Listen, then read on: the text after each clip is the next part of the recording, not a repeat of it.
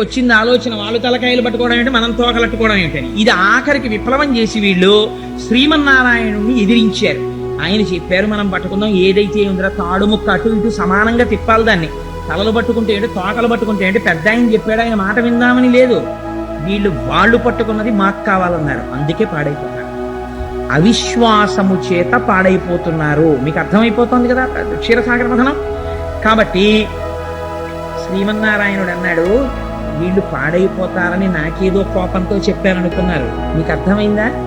గుడి ఎక్కర్లేదు, గోపురం అక్కర్లేదు, ఈశ్వరుడు ఎక్కడున్నాడు, నా వల్లే అంతా జరిగిపోతోంది అనుకున్న వాడి పని అకస్మాత్తుగా ఎందుకు అవుతుందో పాడైపోవడం అన్నది. క్షీరసాగర మథనం భాగవతం ఉంటే తెలుస్తుంది ఎందుకు పాడైపోతారో జనం. అందుకని ఇచ్చేంద్ర అయితే తలకాయలు వాళ్ళకి, మనం తోక దగ్గరికి వెళ్ళిపోదాం. వీళ్ళు అదే స్వామి, వాళ్ళేమో తలకాయలు అడిగితే మీరు అలా ఇచ్చేస్తారు, అలా ఇవ్వకండి అని అనలేదు. ఒరే స్వామి తోక పట్టుకుందాం అన్నారు, పదండ్ర తోకలట్టుకుందాం తోక దగ్గర. ఇది వీళ్ళని అమృతం తాగేట్టు చేస్తోంది, ఇది వీళ్ళని నశించిపోయేటట్టు చేస్తుంది. సరే, మందర పర్వతానికి చుట్టారు పాములు. చుట్టి ఇది జాగ్రత్తగా మందర పర్వతాన్ని వహించాలి కదా ఇప్పుడు వాసుకి. అందుకని అందరూ కలిసి జాగ్రత్తగా క్షీరసాగరంలోకి దాన్ని దింపారు. దింపి ఇప్పుడు దాన్ని ఇలా ఇలా తిప్పాలి. ఆ పర్వతాన్ని తిప్పేటప్పుడు చిత్రం ఏమిటంటే, అది కిందకి జారిపోకుండా వేరొక పట్టు లేదు దానికి. ఇది మీరు బాగా గుర్తుపెట్టుకోవాలి. ఇంకొక తాడేసి కర్ర కట్టి లేదు, అలా ఉందంతే పర్వతం. వాసుకే పట్టుకుంటాడు. అలాగా పట్టుకుని ఉండగా ఇటువైపు వాళ్ళు స్థిరమైన స్థానాలు ఉండవు. మీరు ఒకసారి మానసికంగా ఆలోచించాలి క్షీరసాగర మథనాన్ని.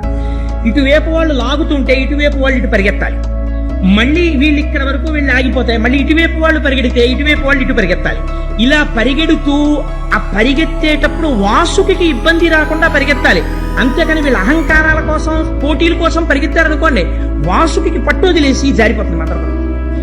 ఎప్పుడు అహంకారం ఈ ఉభయ పక్షాల్లో వచ్చిందో ఫలితమేమి, మందరపర్వతం పాలసముద్రంలో పడిపోతుంది. కాబట్టి అది పట్టుకోలేని స్థితి వస్తుంది. కాబట్టి ఇప్పుడు ఏం చేశారు, మొదట బాగానే మొదలెట్టి పర్వతాన్ని తీసుకెళ్లారు, అందులో పెట్టారు. పట్టుకోండి పట్టుకోండి అన్నారు. ఇటు పట్టుకున్నారా, పట్టుకోండి అన్నారు. పట్టుకున్నారా మొదలెట్టండి. మీరా మేమే మేము వచ్చేస్తున్నాం అన్నారు. మీరు అటు పరిగెత్తండి అన్నారు. ఇటు నుంచి ఇటు పరిగెత్తారు, అటు నుంచి ఇటు పరిగెత్తారు. మీరు భాగవతంలో చూడాలండి, గిర గిర గిర గిర గిర గిర ఇటు తిరిగిద్దిట, బుగ బుగ బుగ బుగ బుగ పాలసముద్రం లేచింది. మరి తిప్పితే ఊరుకుంటున్నాడు పాలసముద్రం. చర్ చెస్ చర్ చెస్ అని చప్పుడు వస్తోందిట. నురగలు లేచాయిట, తుంపర్లు లేచాయిట, కెరటాలు లేచాయిట. బెగ్గురు పక్షులు, పావులు, తాబేళ్లు, చేపలు, మొసళ్ళు ఎగిరెగిరి పడిపోతున్నాయిట, కొన్ని చచ్చిపోతున్నాయిట. పాలసముద్రం తిరుగుతోందేమో, చప్పుడు వచ్చేస్తోంది విపరీతంగా. దానికి తోడు బలి బలి బలి బలి వీళ్ళరుపులు, ఓహోహోహో వాళ్ళరుపులు. ఓ పక్క కోలాహలం, ఓ పక్క పాలసముద్రంలో ఈ మందర పర్వతం తిరుగుతున్న చప్పుడు. ఈ చప్పుడికి గురైదేదో భలే ఉంది నా తిప్పడం అని చెప్పి ఎవడి మానవాడి గిరగిరగిరగిరగిరగిర తిప్పేశారు. తిప్పేస్తే ఏమైంది, విడువిడుడని పని పలుకక కడుభరమున మొదలు కుదురు కలుగమి వెడగై బుడబుడ రవమున అఖిలము వడవడవన కంగ మహాత్రివనధిమునింగెం. ఉరే పట్టు తప్పిపోతాను, మీరు సరిగ్గా చిలకట్లేదు, వదలండి వదలండి వదలండి అంటున్నాడు. ఆయన విడవకుండా తిప్పేశారు. పరిగెడితే పట్టు తప్పిపోయి మందర పర్వతం జారిపోయారు. పడిపోయేటప్పటికీ పాము ఉండిపోయింది, చేతుల్లో పర్వతం కింద పడింది. ఇప్పుడు పంచమి తిథితో పంచమి ఉండగా ఉన్నటువంటి శుక్రవారం నాడు అభిజిత్ రత్నంలో లక్ష్మీదేవి ఆవిర్భవించింది. లక్ష్మీదేవి ఆవిర్భవించగానే కేవలం ఆవిడ చూపుల చేత లోకములకన్నిటికీ ఐశ్వర్యాన్ని ఇచ్చింది. దానివల్ల మొట్టమొదట అనుగ్రహాన్ని పొందిన వాడు ఎవరంటే దేవీంద్రుడు. మనకి లోకంలో ఒక నానుడి ఉంటుంది సాధారణంగా, లక్ష్మీదేవి యొక్క అనుగ్రహాన్ని కోరేవాళ్ళు ప్రబలంగా ఉంటారు. ఎందుచేతనంటే ప్రతి వాడికి ఐశ్వర్యం కావాలి కనుక. అందుకని అది కోరడం తప్పు కూడా కాదు. లక్ష్మీదేవి యొక్క అనుగ్రహము ఎలా నిలబడుతుంది అంటే ఒక పెద్ద రహస్యం ఒకటి ఉంది. లక్ష్మీ పూజల చేత కాదు, లక్ష్మీదేవి యొక్క అనుగ్రహం ఎప్పుడు కలుగుతుందంటే శ్రీమన్నారాయణుని యొక్క అనుగ్రహం కలిగితే అమ్మవారి అనుగ్రహం నిలబడుతుంది. ఆవిడ నిత్యానపాయని, ఆవిడ ఎప్పుడు భర్తని అనుసరించి ఉంటుంది. అంటే భాగవతంలో లేదు కానీ అసలు ఐశ్వర్యం వృద్ధి చెందాలి అంటే ప్రతి ఇంటిలో 3 ఉన్న చోట లక్ష్మీదేవి స్థిర నివాసం చేసి ఉంటుంది. ఒకటి, తులసి చెట్టు ఎండిపోకుండా ఇంట్లో ఉండాలి. ఎప్పుడు తులసి చెట్టు ఎండిపోతోందని అనుమానం వస్తే మార్చాలి, ఇంచేత తులసి చెట్టు ఉండాలి. రెండవది, బ్రాహ్మణ సేవ జరుగుతుండాలి ప్రయత్నపూర్వకంగా. ఎప్పుడో మన ఇంట్లో శుభకార్యం జరుగుతుంది అని కాదు, నైమిత్తికము అని ఏ పౌర్ణమి తిథికో ఏకాదశి తిథికో, లేకపోతే ఇంక మనిషికి పశువుకి ఏంటండి తేడా? ఆ ఈశ్వర కైంకర్యం లేనినాడు. అందుకని బ్రాహ్మణులకి సమారాధన చేయడమని, వేదం వినడమని ఇలాంటివి చేస్తూ ఉండాలి. మహాత్ములు వచ్చినప్పుడు అటువంటి వారికి ఇల్లు విడిదిగా ఇవ్వడమని, అటువంటి వారిని సేవించడమని జరుగుతూ ఉండాలి. మూడవది, లక్ష్మీదేవి యొక్క స్థిరమైనటువంటి నివాసాన్ని ఎవరు అపేక్షిస్తున్నారో అటువంటి వాళ్ళు తగినంత కారణం లేకుండా పగటిపూట ఇంట్లో అదే పనిగా నిద్రపోయే తత్వం ఉండకూడదు. ఈ మూడు నా సొంతంగా చెప్పానని మీరు అనుకుంటున్నారేమో. దేవీ భాగవతంలో ఐశ్వర్యం ప్రబలంగా నిలబడ్డానికి నేను కొన్ని కారణాలు చెప్తున్నాను, ఇవి ఎక్కడుంటాయో నేను అక్కడ ఉంటానని ఆవిడ చెప్పింది. ఈ శ్రీమన్నారాయణుని యొక్క అనుగ్రహాన్ని పొందాలి. పొందితే లక్ష్మీదేవి కూడా ఉంటుంది. లక్ష్మిని మాత్రం కోరుకుని శ్రీమన్నారాయణుని తిరస్కరించిన చోట లక్ష్మి ఉండదు. ఆవిడ మహాపతివ్రత. ఆయనకి చోటు లేని చోట ఆవిడ ఎలా ఉంటుంది? ఆయన యొక్క శక్తి స్వరూపమే ఆవిడే. దీనికి ఒక దృష్టాంతం, అద్భుతమైన దాంతో భాగవతాన్ని వాటి కథాభాగాన్ని ప్రారంభం చేస్తాం. ఒకానొక నాడు మనం ఐశ్వర్యానికి కానీ, అధికారానికి కానీ, భోగలాలసతకి కానీ, వైభవానికి కానీ ఇంద్రుణ్ణి ఒక హద్దుగా చెప్పుకుంటాం. అందుకని మీరు గమనించారో లేదో, ఈ మన్వంతరాల గురించి చెప్పిన తర్వాత ఇంద్రుడితో కథలు అనుసంధానం అవుతున్నాయి. ఒకానొక నాడు ఇంద్రుడు ఒక అరణ్య ప్రాంతమునందు తిరుగుతున్నాడు. ఎందుకు తిరుగుతున్నాడు అంటే ఆయన సురాపానము చేసి రంభతో కలిసి విహరిస్తున్నాడు. విహరిస్తున్నటువంటి సమయంలో అటుగా దుర్వాసో మహర్షి వస్తున్నారు. ఆ వస్తున్నటువంటి వారిని చూసి ఆయన మహాబ్రహ్మజ్ఞాని, శంకరాంశ సంభూతుడు, ఆయనకి నమస్కారం చేశాడు. ఆయన చుట్టూ ఉన్నటువంటి పరివారం కూడా దేవేంద్రుని కుశలం అడిగి ఆయన్ని ఆశీర్వచనం చేశారు. ఎంతో సంతోషంగా దుర్వాసో మహర్షి, ఆయన చేతిలో ఒక పారిజాత పుష్పం ఉంది. ఆ పారిజాత పుష్పం ఈయన కృష్ణ భగవానుడి దగ్గరికి వెళ్ళినప్పుడు కృష్ణుడు ఇచ్చాడు. మహానుభావ, ఈ పారిజాత పుష్పాన్ని స్వీకరించండి అని. అది భగవంతుని యొక్క చేతి నుండి వచ్చింది, లేదా భగవంతుడి పాదముల నుంచి వచ్చింది. దీన్ని ఈశ్వర నిర్మాల్యము అంటారు. ఈశ్వరానుగ్రహం. లక్ష్మీదేవి ఎక్కడుంటుందంటే అందులోనే ఉంటుంది. ఆయన ఏం చేశాడంటే, మదోన్మత్తుడై ఉన్నాడు, సురాపానం చేసి ఆ పువ్వు తీసుకున్నప్పుడు దానికి ఒక లక్షణం ఉంటుంది. కళ్ళకద్దుకుని వాసన చూసి పక్కన పెట్టాడు. తాను స్వీకరించాను సుమా, అనుగ్రహాన్ని నేను కోరుకున్న వాణ్ణి, దాని పట్ల నేను మర్యాద తక్కువ చేసి ప్రవర్తించలేదు. ఈశ్వర నిర్మాల్యం అయితే తల మీద పెట్టుకుని ఒకసారి, ఆ తర్వాత చెవిలోనో ఇందులోనో పెట్టుకోవచ్చు, లేదా ఎక్కడ ఎవరు తొక్కని చోట భద్రం చేయొచ్చు. ఆయన ఏం చేశాడంటే ఆ పువ్వు తీసుకుని మదోన్మత్తుడై ఉన్న కారణం చేత ఆ పువ్వు తీసి ఐరావతం మీదకి విసిరాడు. అయితే ఇంద్రుణ్ణి చూసి అలా అనుకుంటాం, కానీ మీరు ఒక్కటి ఆలోచించండి. నేను చాలామందిని చూస్తుంటాను, ప్రపంచంలో ఐశ్వర్యమునందు ఉద్ధాన పతనములు కలగడమో, ప్రమాదాలు కలగడమో, ఇలాంటి వాటికి కారణాలు ఏమిటుంటాయో తెలుసా అండి? పైకి కనపడవు. ఏదో దేవాలయానికి వెడతారు కారు వేసుకుని, వెళ్ళిన తర్వాత వచ్చినటువంటి వాళ్ళు ఆదరింపబడవలసిన వారన్న ఉద్దేశ్యంతో ఈశ్వరుడి మెడలో ఒక పెద్ద పుష్పహారం తీసి వాళ్ళకిస్తారు. వీళ్ళు వెంటనే ఏం చేస్తారంటే తీసుకెళ్లి కారు బాయినెట్కి తగిలిస్తూ ఉంటారు. ఇంద్రుడు ఐరావతం మీద వేయడానికి పుచ్చుకున్న దండని ఈశ్వర నిర్మాల్యాన్ని పట్టుకెళ్లి కారుకు తగిలించడానికి తేడా ఏముంది నాకు చెప్పండి? ఐరావతం మీద వేస్తే ఆ ఐరావతం విశేషమైనటువంటి తేజస్సుని సంతరించుకుంది. అది భగవంతుని యొక్క నిర్మాల్యం. అది దాని శిరస్సు మీద పడింది, అది స్వీకరించింది. అది తేజస్సు పొంది ఇంద్రుణ్ణి మోయడం మానేసి అరణ్యంలోకి వెళ్ళిపోయింది.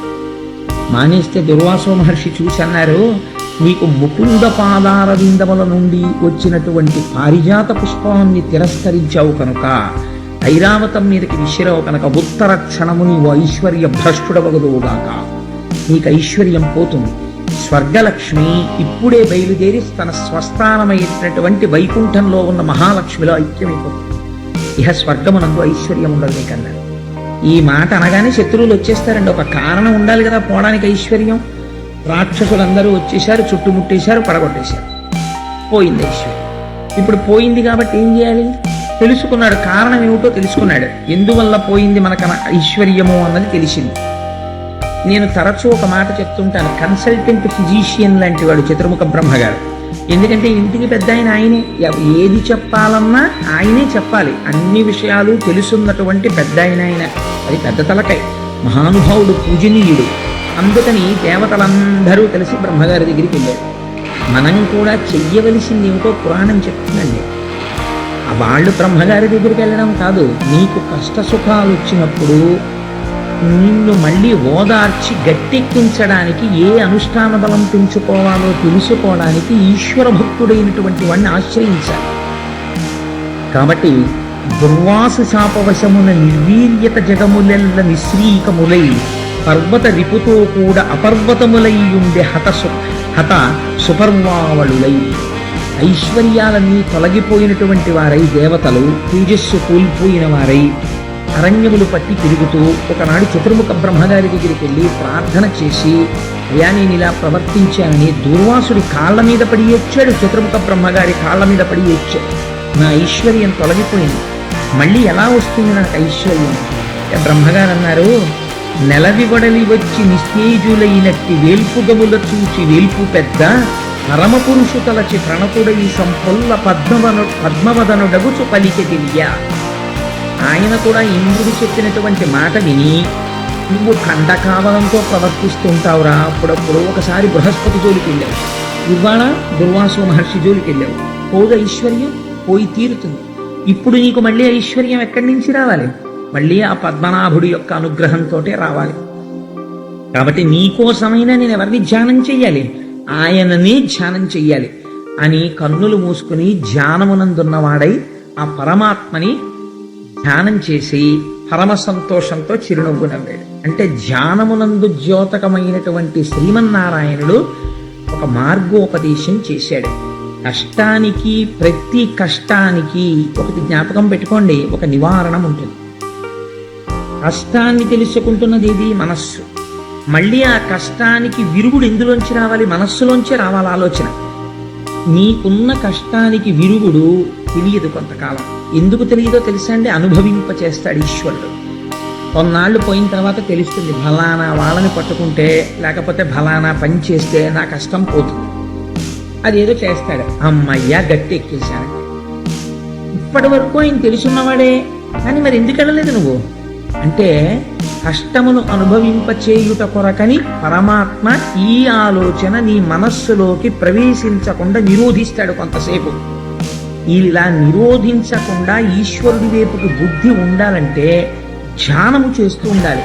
ధ్యానము చేస్తే ఎవరి పాదములు పట్టుకోవాలో ఆ పాదములు మీరు పట్టుకున్నారు కనుక ఈశ్వరానుగ్రహాన్ని పొంది కష్టాన్ని తట్టుకునే శక్తి వస్తుంది. కష్టము రాకుండా ఉంటుందని మీరు అనుకోకండి, నేను ఎప్పుడూ అలా చెప్పను. కష్టము రాకుండా ఉండదు, వచ్చి తీరుతుంది కష్టం. ఎవ్వరూ అలా చెప్పకూడదు, అలా చెప్తే తప్పు. కష్టం రాకుండా ఎలా ఉంటుందండి? కష్టం రాకుండా ఉండాలంటే మీరు చేసిన పాపం ఒక్కటి లేకుండా ఉండాలి. మీరు అసలు ఒక్క పాపం కూడా చేయకపోతే అసలు మనుష్యుడిగా జన్మ ఎందుకు ఎత్తారు? అసలు మనుష్య జన్మ రాదు. మనుష్య జన్మ ఎత్తారు అంటే ప్రారంధం అనుభవించడానికి వచ్చారు మీరు. ప్రారంధం అంటే ఏమిటో తెలుసా అండి? ఈశ్వరుడు కూడా వెనక్కి తీయడండి. విడిచిపెట్టేసిన బాణం అది. విడిచిపెట్టేసిన బాణాన్ని ఎవరు ఆపుతారు? ఇంకా ఆపలేదు, ఇంకో బాణం వేయకుండా ఆపుతారు. అందుకే మహాజ్ఞానులైన వాళ్ళు కూడా ప్రారంధం అనుభవిస్తారు. మీరు చూడండి, రమణ మహర్షి అంతటి వారికి సర్కోమా వ్యాధి వచ్చింది. రామకృష్ణ పరమహంస అంతటి వారికి కంఠంలో రాచపుండు పుట్టింది. వివేకానందుడంతటి వారికి భరించలేని అనారోగ్యం వచ్చింది. మహాత్ములైన వాళ్ళకి కూడా అనారోగ్యాలు వచ్చాయి. వాళ్ళ యొక్క ఉపాసనా బలాల చేత వాళ్ళు తట్టుకోగలిగిన వారే. కానీ మరి ఎందుకు అనుభవించారు? అది తెలుసుకున్నాడు నీకు కష్టాన్ని తట్టుకోగలిగిన శక్తి వస్తుంది. ఈ తట్టుకోగలిగిన శక్తిలోంచి ఈశ్వరుడి పాదముల నుంచి తప్పుకోలేని విస్మృతి కలగని స్థితి కలుగుతుంది. ఆ స్థితి నువ్వు రక్షిస్తుంది తప్ప భగవంతుణ్ణి ప్రార్థన చేయండి మీకు కష్టం రాకుండా ఉండదు అనకూడదు. మరి ఏమండి ఇంకా కష్టం రాకుండా చేసేదానికి మాకు ఎందుకండి పురాణం, నాకు ఎందుకండి భగవంతుడు అని మీరు అడగచ్చు. ఈశ్వరుడికి ఒక శక్తి. మీకు నేను ఒక ఉదాహరణ చెప్తాను. మీరు ఒక రాష్ట్రపతిని ఎన్నుకుంటారు. రాష్ట్రపతిని ఎవరు ఎన్నుకున్నారండి? మీరే ఎన్నుకున్నారంటే మీరిచ్చారు ఆయనకి అధికారం. ఆయన ఏం చేస్తున్నాడు? ఒక 150 హత్యలు చేసిన వాడు ఒక ఆయన ఉన్నాడు. ఆయనకి సుప్రీంకోర్టు ఉరిశిక్ష వేసేసింది. వీడిని చనిపోయేంత వరకు ఒక త్రాటికి వేలాడదీయండి అని. ఆయన రాష్ట్రపతికి క్షమాభిక్షకి ఒక దరఖాస్తు చేసుకున్నాడు. రాష్ట్రపతి గారు అన్నారు, మార్చి వీడిని యావజ్జీవిత కారాగార శిక్షగా మారుస్తున్నాను, వీడు బతికున్నంత కాలం ఖైదులో ఉంచండి అన్నాడు.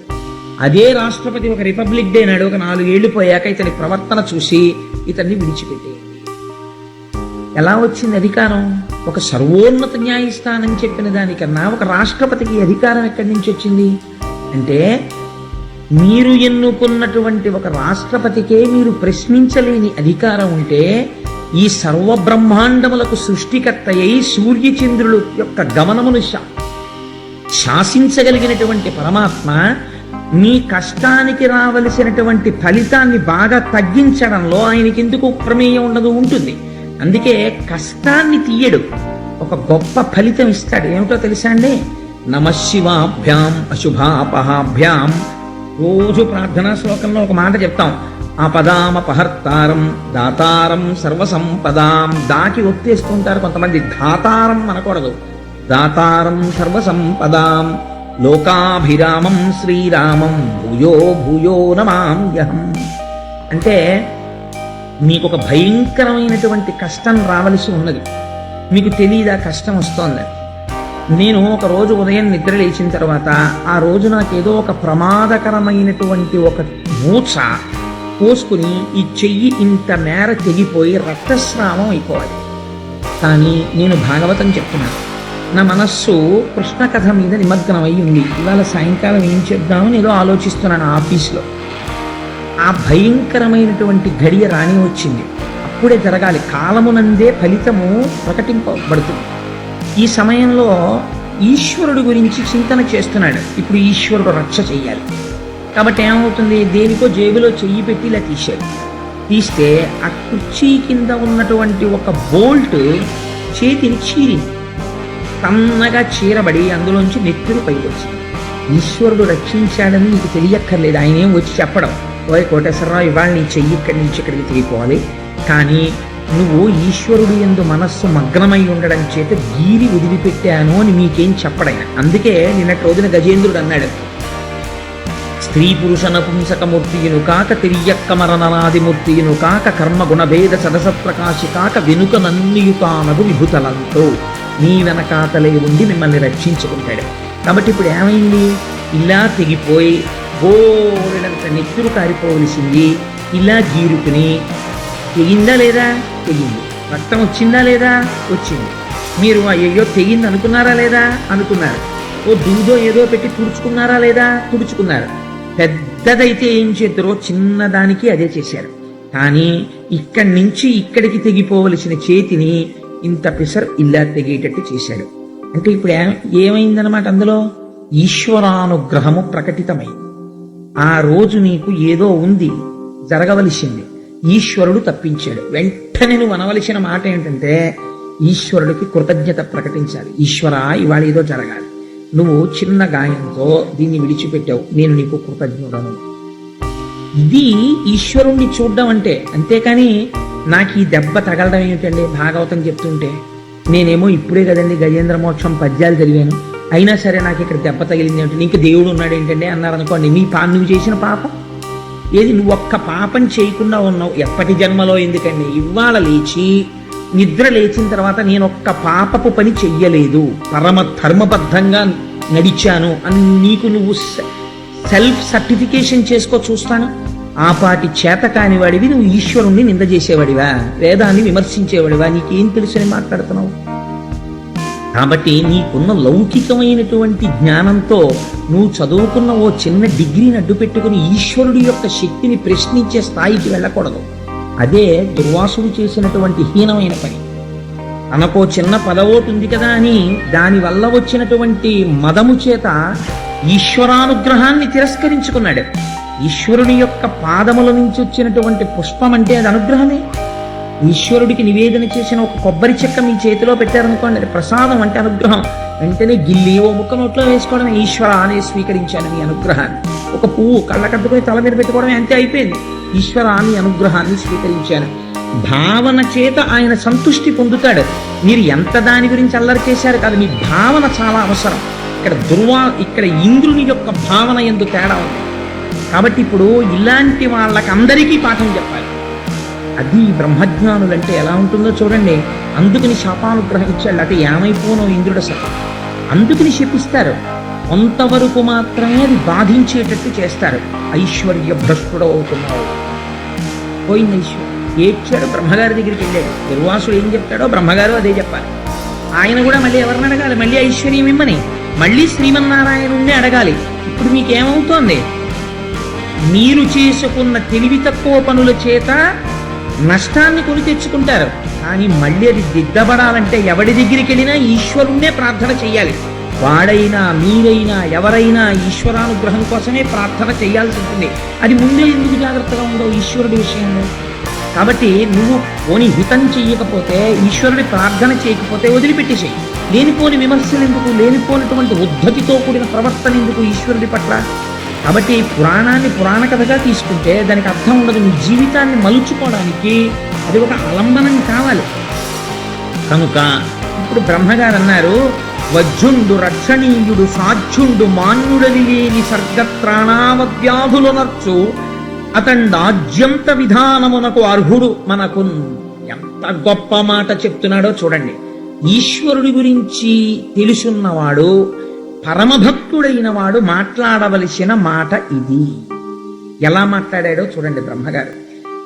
ఇప్పుడు నీకు ఐశ్వర్యం పోయింది కదా, నువ్వైనా నేనైనా ఎవరిని అడగాలి? మళ్ళీ ఐశ్వర్యం కోసం శ్రీమన్నారాయణుడిని అడగాలి. మరి శ్రీమన్నారాయణుడి పాదాల మీద ఉన్న పువ్వే కదా విసిరిశావు.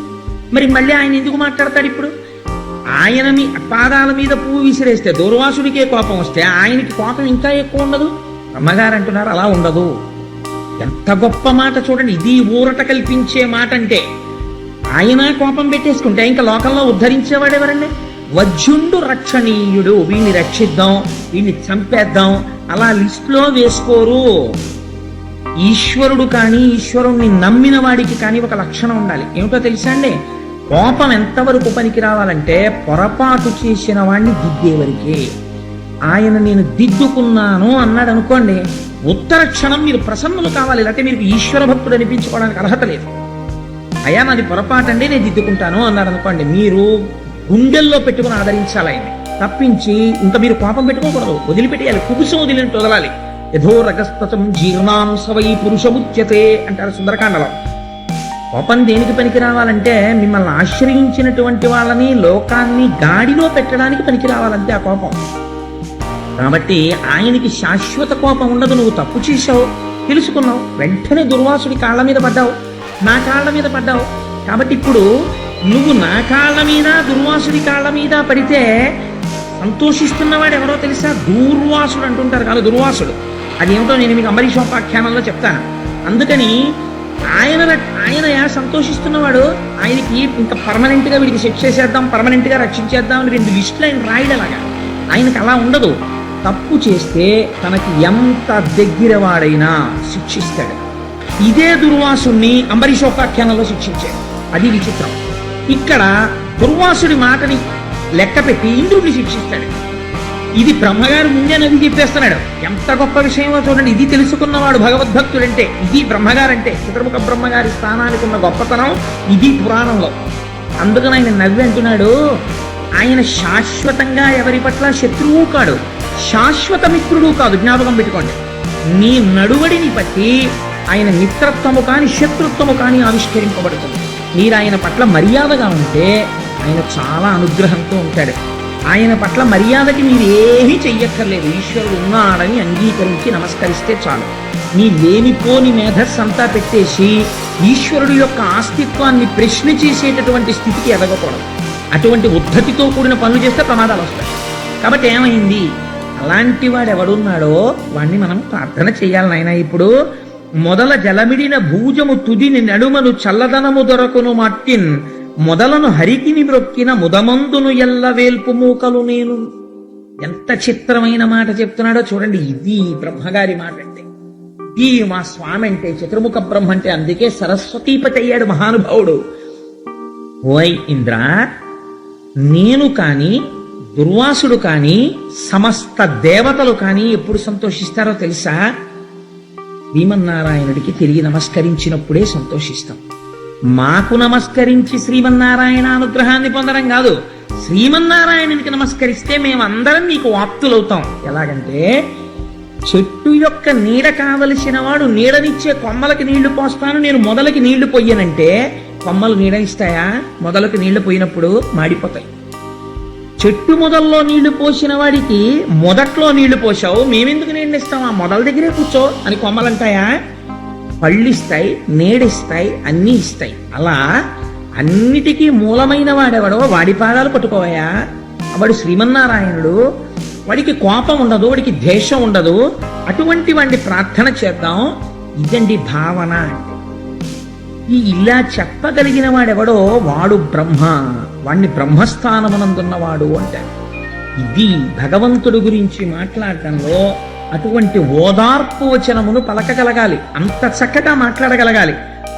ఈ మాట చెప్పగానే ఇంద్రుడికి ఇప్పటిదాకా అమ్మ బాబోయ్ నేను అపచారం చేసేశాను, ఎంత కోపం పెట్టేసుకున్నాడో, ఇంకా నాకు మళ్ళీ లక్ష్మీ వైభవం ఎప్పుడు దొరుకుతుందో అని బెంగెట్టుకున్న వాడికి మళ్ళీ భగవంతుడి పాదములు ఆశ్రయించడం చాలా తేలిక. తప్పు చేసిన వాణ్ణి ఆయన క్షమిస్తాడు. ఈ బుద్ధి కలిగిందనుకోండి, పశ్చాత్తాప ప్రకటనము జరిగిందనుకోండి, వెంటనే వరం ఇచ్చేస్తాడు ఆయన. ఇది తప్పు చేసింది. సంధ్యాకాలంలో హిరణ్యకశిపుడు పుట్టాడు, భర్త దగ్గరికి వెళ్ళి పడింది మనవడు ప్రహ్లాదుడు. తప్పు చెయ్యడం సహజం, పశ్చాత్తాపడి మళ్ళీ జరగకుండా ఉండడం మంచి మనిషి యొక్క లక్షణం. కాబట్టి ఇంద్రుడు ఇప్పుడేం వెళ్ళి శ్రీమన్నారాయణకి ఎక్కడతో సహస్ర కలశాలతో అభిషేకమో సహస్ర కలువలతో పూజో మళ్ళీ చేయలేదు. మీరు ఇది గమనించాలి. పురాణంలో ఇంద్రుడు లోపల వెంటనే అవును నిజమే, నా స్వామి పాదాలే పట్టుకుంటాను, ఆయన చేత్తో వచ్చిన పువ్వే కదా విసిరిశాను, పొరపాటు అదే కదా జరిగింది, స్వామి నాది తప్పే మన్నించు. ఒక్క మాట ఇలా అనుకుని మనసులో నమస్కారం చేశాడంతే. ఇలా అనేటప్పటికీ ఏమైంది, అది విచిత్రం. ఎక్కడో వెళ్ళి కూర్చుని జీవితాంతం తపస్సు చేసినటువంటి వాళ్ళకి దొరకని దర్శనం పశ్చాత్తాపం కలగ్గానే ప్రత్యక్షమయ్యాడు. ఎలా ప్రత్యక్షం అయ్యాడు? ఒకవేయార్కులు కూడినట్టి కరువయ్య జత్ప్రభాభూతితో ఒక రూపైచనుదించు మాట్య హరిదానొప్పారే ఆ వేలుపుల్ వికలాలోకనులై విషణ్ణమతులై విభ్రాంతులై మ్రోలగానక శంకించిరి కొంత ప్రొత్తు విభుగానంబోలునే వారికి. ఎంత చిత్రమైన మాట చూడండి. ఎప్పుడైతే ఇలా మనస్సులో పశ్చాత్తాపంతో నమస్కరించారో ఒకేసారి 1000 సూర్యబింబాలు వచ్చి భూమి మీద దిగాయనుకోండి, వెంటనే ముందు మనకేమవుతుంది, కళ్ళు కనపడడం మానేస్తాయి. కళ్ళు కనపడడం మానేసి ఏమిటొచ్చింది, ఎదురుగుండా ఏమిటొచ్చిందని కళ్ళు మూసేసుకుంటాం, అంత వెలుతురు భరించలేక. అలాగే ఈశ్వర దర్శనము కలుగగానే సగుణముగా కనపడగానే అంతటా ఉన్నవాడు ఇక్కడ ఉన్నాడు, వింటున్నాడు మొర. అసలు చూడలేకపోయారు, చూడలేక కళ్ళు మూసేసుకున్నారు, ఎదురుగుండా ఉన్నదేదో అర్థం చేసుకోలేకపోయారు. ఇప్పుడు చూడడానికి కూడా ఈశ్వరానుగ్రహమే ప్రసరించింది. ఇది గమ్మత్తు. ఆయన్ని చూడడానికి ఉపకరణం ఏమిటో తెలుసా అండి? ఆయన అనుగ్రహమే. ఆయన అనుగ్రహంతోనే ఆయన్ని చూడాలి, లేకపోతే చూడడం కూడా కుదరదు. ఇప్పుడు ఆయన అనుగ్రహంతో ఆయన అంతటా వ్యాపించిన వాడు ఈ కంటితో చూడడానికి వీలుగా వచ్చి నిలబడ్డాడు. నిలబడితే ఈశ్వరానుగ్రహంతోనే చూశారు. అంటే ఇప్పుడు మీకు ఏం చెప్తున్నట్టు క్షీరసాగర మథనానికి ముందు ఒక ప్రపంచంలో ఒక మహత్తరమైన శక్తి ఉన్నది. ఈ శక్తిని నీ పరిమితమైనటువంటి మేధస్సులో ఉండేటటువంటి ప్రశ్నలు వేసి ఇలా జరుగుతుందా, అలా జరుగుతుందా, ఇలాంటి లాజిక్ అంటారే, ఏదో ఒక పెద్ద చర్చ చేసి దాంట్లోంచి ఏదో సాధించగలనని అనుకుంటున్నావేమో. ఈశ్వరుడు లొంగేది విశ్వాసమునకే, జ్ఞాపకం పెట్టుకో. పువ్వు కాదు, పువ్వు ప్రసాదం ఏమిటి, అవిశ్వాసం పోయిందంటే ఐశ్వర్యం. ఈశ్వరుడి పాదాలు పట్టుకుంటే వస్తుంది విశ్వాసం. మళ్ళీ అనుగ్రహం కాదు, ఏకంగా ప్రత్యక్షం అయిపోయాడు ఆయన. ఇప్పుడు ఆయన కనబడ్డాడు, మళ్ళీ ఆయన అనుగ్రహంతోనే కనబడ్డాడు ఆయన, లేకపోతే చూడలేవు ఈ కళ్ళు అని నమస్కరించి వీళ్ళందరూ ప్రార్థన చేస్తే వీళ్ళందరి పనుపున పెద్ద ఆయన ఉన్నాడు చతుర్ముఖ బ్రహ్మగారు, ఆయనే ప్రార్థన చేస్తున్నాడు. ఎంత గొప్ప ప్రార్థన చేశాడో చూడండి. ఈ పద్యం నేను అనుకుంటున్నాను అసలు ప్రతి వాళ్ళకి ధారణలోకి రావాలండి. పద్యం పోతన గారి గొప్పతనం ఏమిటంటే ఆంధ్రీకరించడంలో చాలా పెద్ద పెద్ద విషయాల్ని చాలా చిన్న చిన్న పద్యాల్లో రాస్తారు. పెద్ద పెద్ద సీస పద్యాల్లో రాయరు. చాలా చిన్న కందం, తేటగీతి, ఆటవలది ఇలాంటి వృత్తాల్లో ఇస్తారు ఆయన. ఆయన అంటున్నారు, అన్నం అవనీయందు అమృతంబు గోవులయందు వహ్వి సమిధలందు అమరయోగవశత పొందునోజను బుద్ధిచే అగను నిన్ను కాంతురాత్మవిధులు. భగవంతుణ్ణి బాగా ఎరుకగలిగినటువంటి జ్ఞానమున్నవారు ఈశ్వరుణ్ణి ఇక్కడున్నాడు అక్కడ లేడు అని కాకుండా అంతటా చూడగలరు. ఎలా చూడగలరు? వాళ్ళకి నామరూపాలు కనపడవా అంటే ఆయన 3 ఉపమానాలు ఇచ్చారు. అన్నం అవనీయందు, భూమిని చూసినప్పుడు ఎంత గౌరవంగా ఉంటాడంటే కాళ్ళు కడుక్కొచ్చాడు భోజనానికి శుభ్రంగా, ఇస్తటి నిండా వడ్డించారు. కాళ్ళు చేతులు అని కదా అంటాం మనం. భోజనానికి ఇక్కడ వరకు వచ్చి కూర్చోవడానికి ఏవి ఆధారమయ్యాయి? కాళ్ళు ఆధారమయ్యాయి. తినడానికి పనికొస్తున్నవి ఏవి ఆధారమయ్యాయి? చేతులు ఆధారమయ్యాయి. తినడానికి మాత్రం పనికొస్తారా? అసలు పాపం ఈ భోజనానికి రావడానికి మొదటి ఉపకరణం కాళ్ళు. ఇవి పెట్టకుండా అన్నం తినడం ఏమిటని 2 పాదాలు ఎత్తి విస్తట్లో పెట్టుకున్న తర్వాత ఎవడైనా తింటాడా? తినడు. ఎందుకు తినడు? అన్నమును చూస్తున్నాడు, అందులో బ్రహ్మమును చూస్తున్నాడు, తనలోకి వెళ్ళవలసిన పదార్థాన్ని శౌచంతో తీసుకుంటున్నాడు. అన్నం ఎక్కడి నుంచి వస్తోంది? భూమిలోంచి వస్తోంది. కాబట్టి భూమిని, అన్నాన్ని ఎంత పవిత్రంగా చూస్తున్నావో భూమిని ఎంత పవిత్రంగా నువ్వు చూడగలిగితే నా పోషణ భారమంతా ఇందులోంచే జరుగుతోంది అని నువ్వు గుర్తించగలిగితే దాని యందు నీకు భక్తి కలుగుతుంది.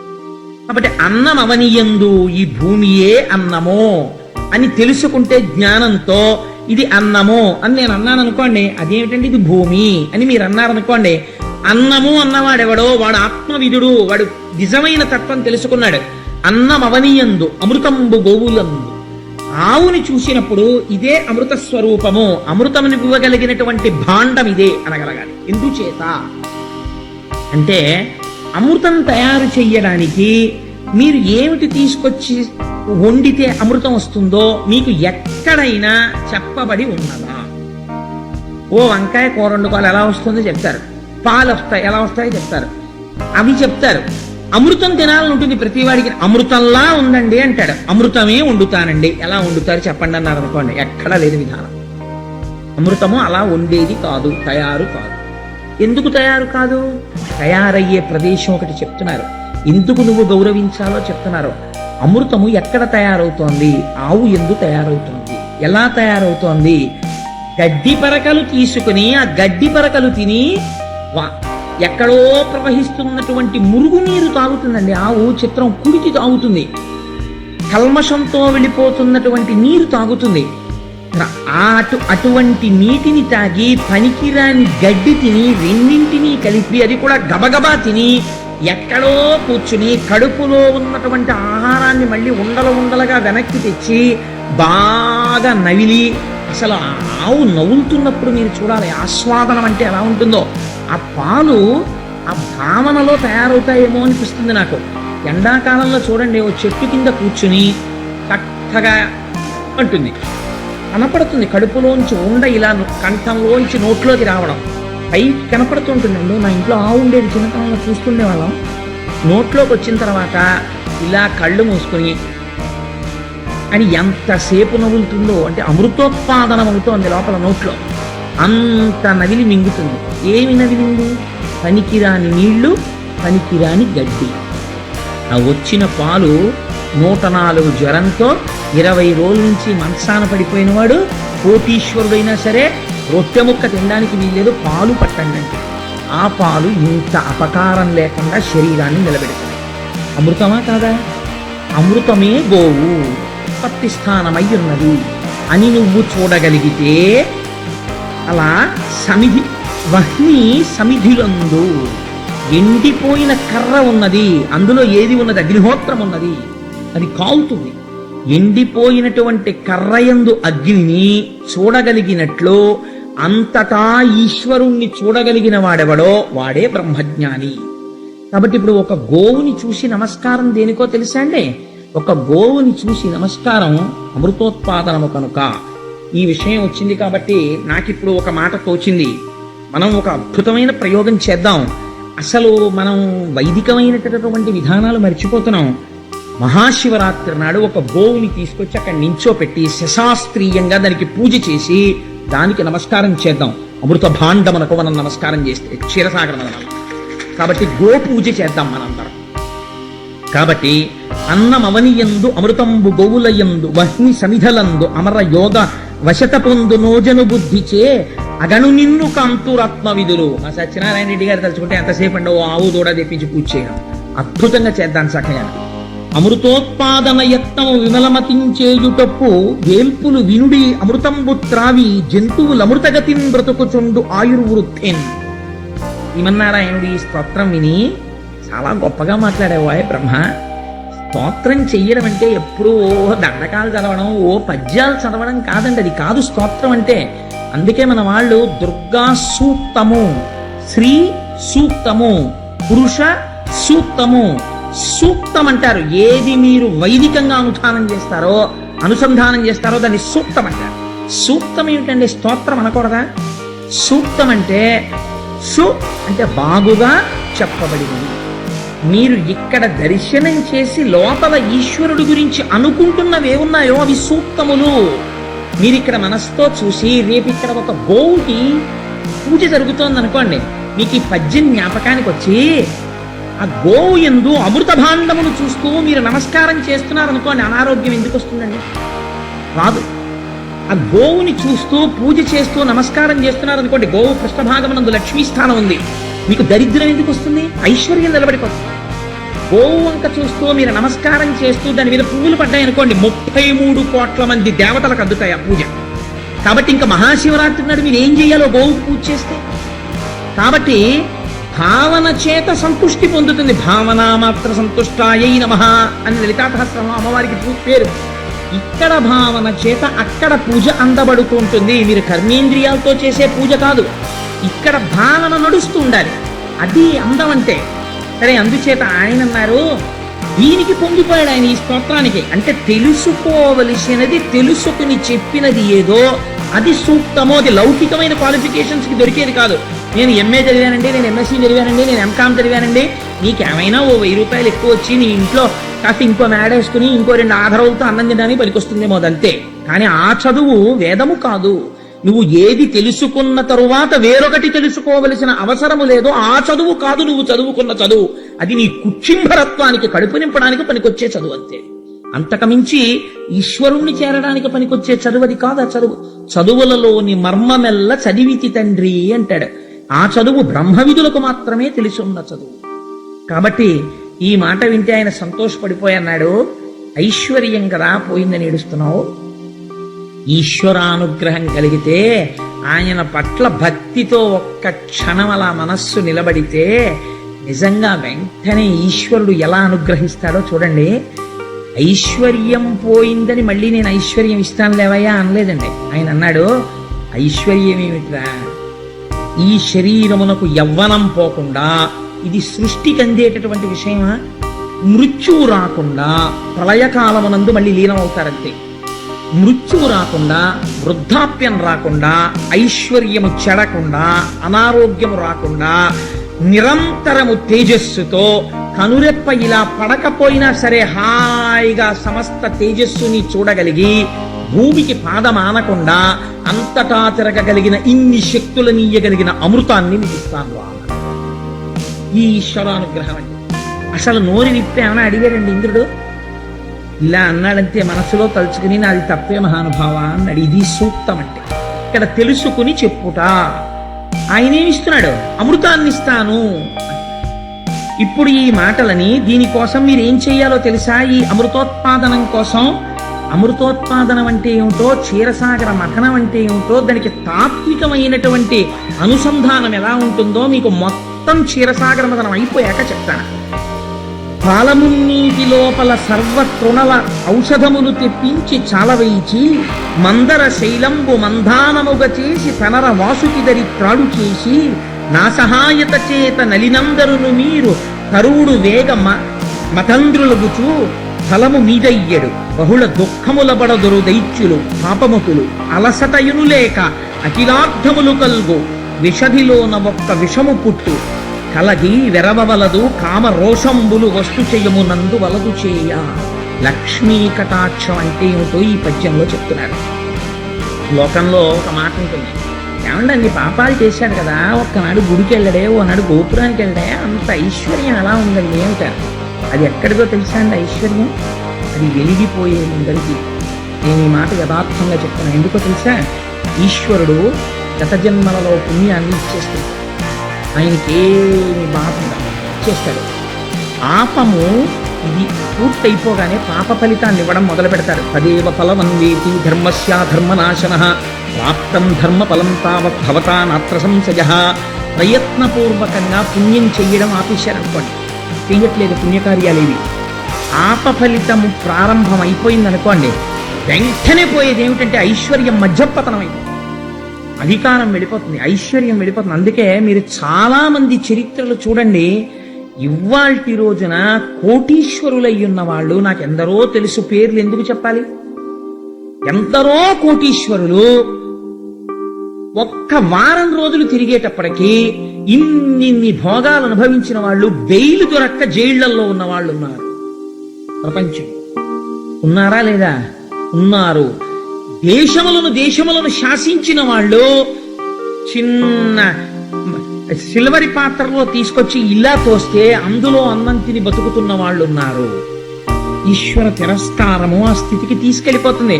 అప్పుడు ఇంకా రక్షించదు. ఏది పుణ్యబలం ఏది? అదే ఐశ్వర్యం ఎక్కడి నుంచి వస్తుందో తెలుసా అండి? ఈశ్వరుడు ఉన్నాడని ఒక నమ్మకం ఇక్కడ. ఆ నమ్మకంతో ఏదో ఒక పుణ్యకార్యం చేస్తుంటారు, అది కాపాడుతుంటుంది, రక్షిస్తుంటుంది. చిన్న చిన్న ఇబ్బందులు వస్తుంటాయి, కానీ ఇది రక్ష చేసేసి నిలబెట్టేస్తుంది. ఇప్పుడు శ్రీ మహావిష్ణువు ఒక గొప్ప మాట చెప్తున్నారు. పాలమున్నీటి లోపల సర్వతృణలౌషధములు తెప్పించి చాలా వేయించి క్షీరసాగరంలోకి మీరు అనేకమైనటువంటి ఔషధులను తీసుకురండి, గడ్డి తీసుకురండి, ఇవన్నీ తీసుకెళ్లి పువ్వులు తీసుకురండి, ఇవన్నీ పట్టుకెళ్లి పాల సముద్రంలో వెయ్యండి. లోపల భావన ఎలా ఉండాలో తెలుసా? పాల సముద్రం అన్న భావన ఈ మాట మీరు ఎర్రసిరాతో అండర్లైన్ చేసి గుర్తుపెట్టుకోండి. ఎందుకంటే క్షీరసాగర మదనం అంటే ఏమిటో అది ఏమన్నా అలా పాలు ఉంటాయా ప్రపంచంలో? పాలు ఉంటే పులిసిపోవా, పాలు విరిగిపోవా? వీటికి తాత్వికమైన సంబంధానికి ఆఖరణ చెప్తాను. అమృతోత్పాదనం అయిపోయాక మీరు ఎలా భావన చేయాలో తెలుసా? క్షీరసాగర మదనం చేసేటప్పుడు పాల సముద్రాన్ని పాలకుండగా భావించండి.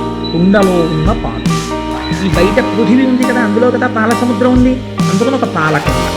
ఇప్పుడు ఆ పాలు చిలికేటప్పుడు పెరుగు చిలుకుతారు సాధారణంగా. ఈయనేమంటున్నారు? పాలు చిలకమంటున్నారు. ఈ మాటలు జ్ఞాపకం పెట్టుకోండి బాగానే. ఈ పాలు చిలికేటప్పుడు అందులో ఔషధీ పత్రములను వెయ్యండి, తృణములు గడ్డి వెయ్యండి, ఇవన్నీ వెయ్యండి. వేసి అప్పుడు మీరు మందర పర్వతాన్ని తీసుకొచ్చి ఆ పాల సముద్రంలోకి మెల్లగా దించండి. కవ్వం కింద తిప్పడం కోసమని నా అనుగ్రహంతో ఆ మందరగిరి నిలబడుతుంది. అలాగా నిలబడినప్పుడు దానికి వాసుకుని త్రాడిగా చుట్టండి. దేవతలు దానవులు అటు ఇటు పట్టుకోండి. కానీ మీకు ఇప్పుడు ఐశ్వర్యం పోయింది కాబట్టి దానవులు మీ మాట వినరు. నాగుపాము కూడా ఎలకని పట్టుకోవాలంటే కడుగులోంచి వచ్చి కాసేపు పడుకుంటుంది. దానవుల్ని మట్టు పెట్టడానికి మీరు కొంత ఓర్పు వహించి స్నేహం చెయ్యండి. ఈశ్వరుడికి ఎవరి మీద విరోధం లేనప్పుడు దానవులు పాడైపోవాలని ఆయన ఎందుకు అనుకోవాలని? అంటే దానవులు ఏది గెలిచినా నేనే గెలిచానంటే ఈశ్వరానుగ్రహంతో నాకు వచ్చింది అండవు. వీళ్ళు ఏది పోయినా ఈశ్వరుడిని ప్రార్థన చేస్తారు. అయ్యా పోయింది నువ్వే ఇప్పించండి. తప్ప వీళ్ళు మళ్ళీ భుజాలు పెట్టుకోవడానికి అయ్యా మా గురువుగారి వల్ల మేము గురువుగారిని ఇబ్బంది పెట్టామండి నేను మళ్ళీ గురువుగారి కోసం పెడతారు. అయ్యా పొరపాటు అయిపోయిందండి మేము భగవంతుడిని నింద చేశామని మళ్ళీ దేవుడి కోసం పెడతారు. ఈ దివు ఈ జ్ఞానం ఉన్నవాడు దేవత, నా అంతవాణి అన్నవాడు రాక్షసు. అందుకని వాడికి ఇష్టమానం పోతుంటుంది. ఐశ్వర్యం వచ్చినట్టు వస్తుంది, జారిపోతుంది, అది నిలబడదు. అందుకే రాక్షసులకు వచ్చిన ఐశ్వర్యాన్ని ఈశ్వరుడు తీసేస్తుంటాడు, దేవతలకి పోయిన ఐశ్వర్యాన్ని ఈశ్వరుడు ఇస్తూ ఉంటాడు. నువ్వు ఎలా ఉండాలనుకుంటున్నావో నీ ఇష్టం. కాబట్టి ఇప్పుడు దానవులు పాడవుతారు, కానీ వాళ్ళని క్షీరసాగర మదనానికి తీసుకురండి. తీసుకొచ్చి చిలకండి. అలా దానవుల్ని కూడా మరి ఎందుకండి తేవడం? తాత్విక అవగాహనలో చెప్తాను ఆఖరణ. ఎందుకంటే మీకు రావలసిన అనుమానాలు కూడా నేను చెప్పేస్తున్నాను. అప్పుడు మీరు ఈ వాసుకుని చుట్టండి, చుట్టి తిప్పండి. అందులోంచి అమృతోత్పాదనం అవుతుంది, అమృతం పుడుతుంది. పుట్టే ముందు హాలాహలం వస్తుంది. మొదట మీరు కోరుకున్న వస్తువులు వస్తాయి అనుకోకండి, విషం వస్తుంది, అగ్నిహోత్రం వస్తుంది. భయపడకండి, పూనికతో మళ్ళీ చిలకండి. ఇంకొక విషయం, చాలా గొప్ప గొప్ప వస్తువులు పుడతాయి. మనసు పారేసుకోకండి, నిగ్రహించుకోండి. నేను ఇస్తే పుచ్చుకోండి, లేకపోతే ఊరుకోండి. ఎవడికి ఏది ఇవ్వాలో నాకు తెలుసు, అది వాడికి ఇస్తాను. పుచ్చుకుని పాడైపోయే వాళ్ళు కొందరు ఉంటారు, ఏవి పడితే అవి ఎవరు పడితే వాళ్ళు పుచ్చుకోకూడదు. ఈ మాట నేను ఎందుకంటున్నానో తెలుసా అండి? ఒక పీఠాధిపతి చక్రాన్ని పెట్టి అర్చన చేస్తాడు, ఆయన జ్ఞానంలో పైకెక్కుతాడు. ఒక గృహస్థుడు ఇచ్చి చక్రం పెట్టాడు అనుకోండి, పెద్ద శ్రీచక్రం పట్టుకొచ్చి పెట్టించాడు అనుకోండి, దెబ్బతింటాడు. ఎందుకని? ఆరాధన తెలియాలి. నా ఇంట్లో ఫ్యూజ్ పోతే నేను వేసుకోవచ్చు, పోల్ మీద ఫ్యూజ్ పోస్తే పోల్ ఎక్కాను అనుకోండి కింద పడిపోతాను. పోల్ మీదకి ఎక్కేవాడికి గ్లోవ్స్ పెట్టుకోవాలి, వాడు ఏపీఎస్సిబి ఎంప్లాయ్మెంట్ లో ఉండాలి, ఏవో కొన్ని లక్షణాలు ఉంటాయి. Handle with care. కొన్ని మీరు హ్యాండిల్ చేయలేరు, గురుముఖంగా అనుగ్రహం ఉంటేనే మీరు చెయ్యగలరు. కాబట్టి బొటన వేలంత ఈశ్వరుణ్ణి పెట్టుకోండి, అనుగ్రహాన్ని పొందుతాడు. కాబట్టి ఆయన ఎంత గొప్పగా మాట్లాడతారో చూడండి. శ్రీమన్నారాయణుడు మాట్లాడితే అందుకని దైత్యులు పాడవుతారు, మీరు సుఖపడతారు. కొన్ని వస్తువులు వస్తాయి, కనబడ్డ వల్ల నాకు నాకు నాకు అనకండి. ఏమి ఇవ్వాలో నేను అంటాను, తీసుకోండి అంటాను, ఊరుకోండి. అంతేగాని అదేంటండి వచ్చింది కదా వాళ్ళకి ఇచ్చేస్తున్నారు ఏంటండి వీళ్ళకి ఇచ్చేస్తున్నారండి అనకండి. ఎవరికి ఏమి ఇవ్వాలో నేను చెప్తాను అన్నారు. అంటే వీళ్ళందరూ అన్నారు అలాగే అన్నారు. ఇప్పుడు వీళ్ళకి బుద్ధి వచ్చింది, ఇది విశ్వాసము. ఇప్పుడు వెంటనే దేవతలు ఏంటి సార్ అదే అదేంటి సార్, పాల సముద్రానికి వెళ్ళి అందులో మందరికి రెట్టమా, పావును తీసుకొచ్చి చుట్టమా, కరిస్తే అండి, పావు తెగిపోతే అండి, లేకపోతే దానికి కుబుసం పడితే అండి, పాల సముద్రంలో మందరగిరి మునిగిపోదా అండి? ఒకవేళ అలా ఎలా ముందు పెట్టి తాడు చుట్టమా, తాడు చుట్టి దాన్ని పెట్టమా, మేమెక్కడ నించోం, మీరు పొజిషన్లు గీసిస్తారా?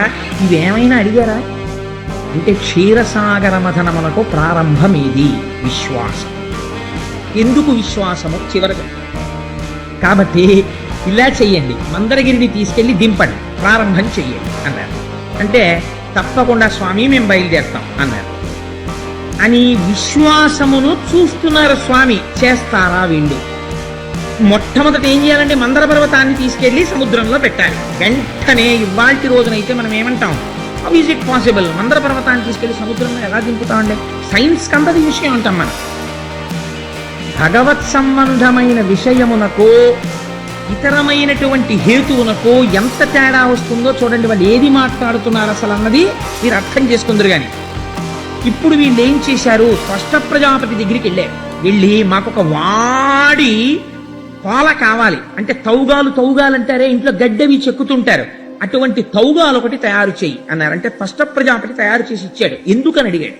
మందర పర్వతం కింద తవ్వేస్తాం, దాన్ని ఊడ తీసి పట్టుకెడతాం సముద్రానికి అన్నారు. సరే